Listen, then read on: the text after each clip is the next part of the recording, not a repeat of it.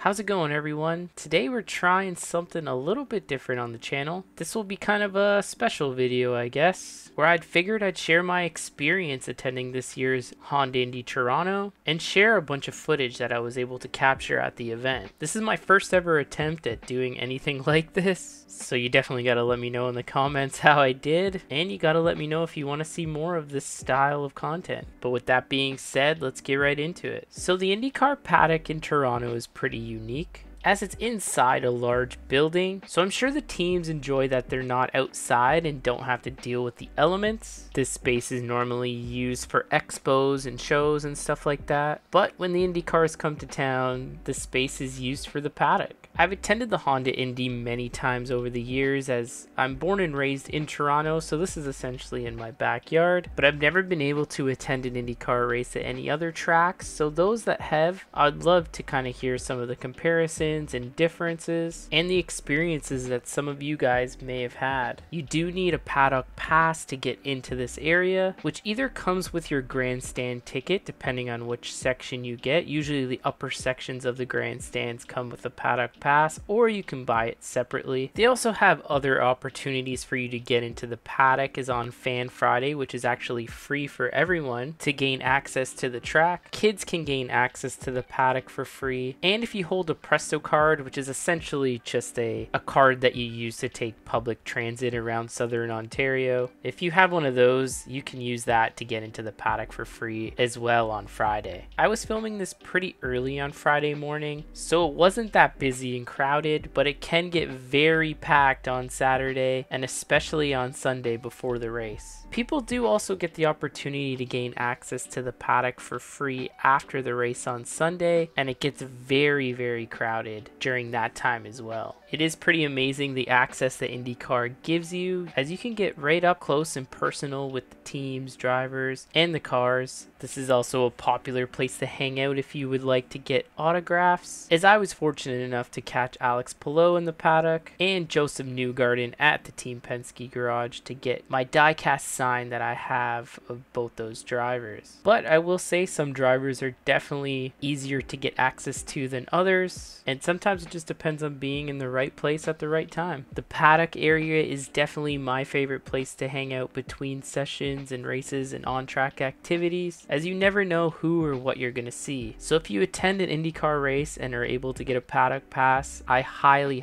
recommend it. Friday there is also a driver autograph session that takes place. It's about a half an hour long, but as you can see, the lines are absolutely massive, as the drivers are split up into two groups, so you have to line up in the appropriate line depending on which driver you really want to see and get something signed by, as due to the length of the autograph session and the sheer amount of people, especially on this day with the free admission, as there's many people here at the track that won't be attending for the rest of the weekend, but just come to check it out on Friday because it's free. So it's just not possible to get every single driver's autograph during the autograph session. Thankfully, the two cars I wanted signed, I got them in the paddock area, so I did not have to wait in this ginormous line. Now, one of my favorite parts about the entire weekend was that I had access to pit road. I did not have any special access because of this YouTube channel or anything like that. Literally anyone can get it. There is a pass called Champions Club Plus that was available for purchase, but there is a limited amount of them, obviously, because they do not want a million people on pit road. With this pass, you can access the pits during any time, with the exception of the actual race itself, which you would be in your grandstand seat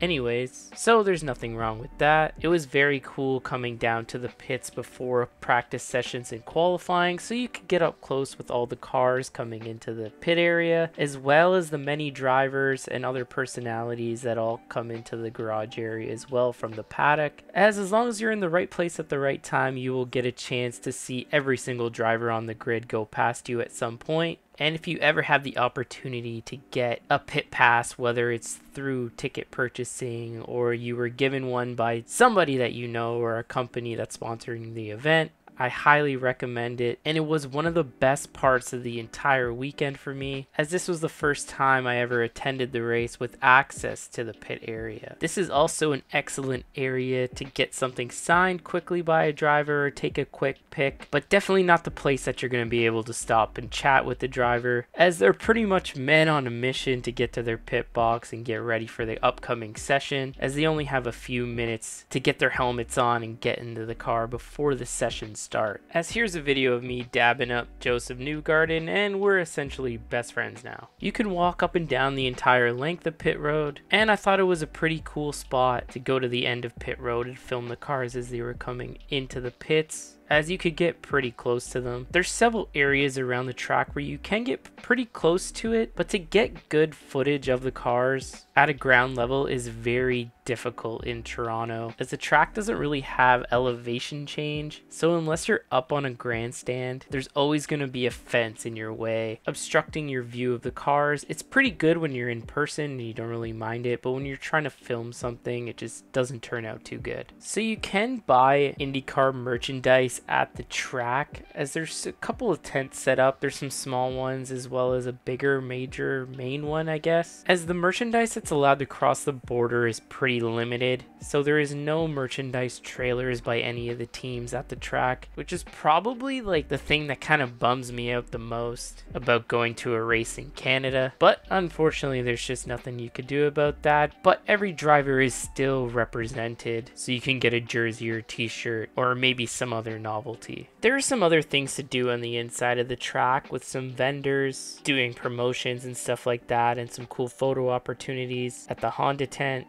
But this is one aspect of the event that has unfortunately kind of gone downhill and is pretty lackluster compared to what it used to be. Another one of my favorite parts of the weekend was I was able to get on the grid for the grid walk before the race on Sunday, and this is something I've never got to do before, and I was able to do this due to having that Champions Club Plus pass. Also, a regular Champions Club pass will get you onto the grid walk. The Plus is what gets you into the pits, and it was a really cool experience just being on the pre-race grid. We kind of went to the back of the grid first, which was way less busy, and worked our way to the front where it got pretty crowded, but you can get up close and personal with every single car on the grid, and there's many great photo opportunities that people were taking advantage of. The atmosphere of the whole thing was pretty awesome too, as you could tell that things are getting ramped up and the race is ready to start, and it honestly feels pretty special having the opportunity to be there. So if you ever get the opportunity to do that for an IndyCar race, I highly recommend it. Super cool. Wait, I gotta be sure.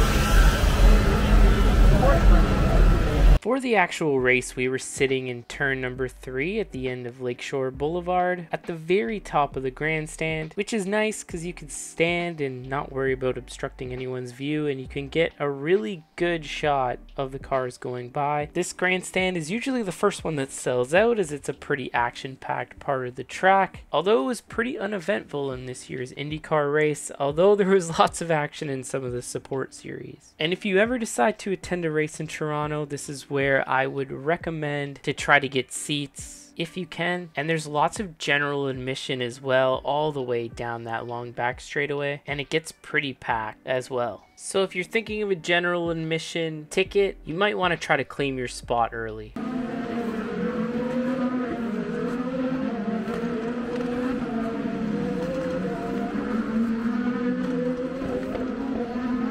The race itself was pretty entertaining, especially with the fuel strategy that was going on, as quite a few cars actually ran out on this back straightaway right after the checkered flag and were stranded here in turn number 3.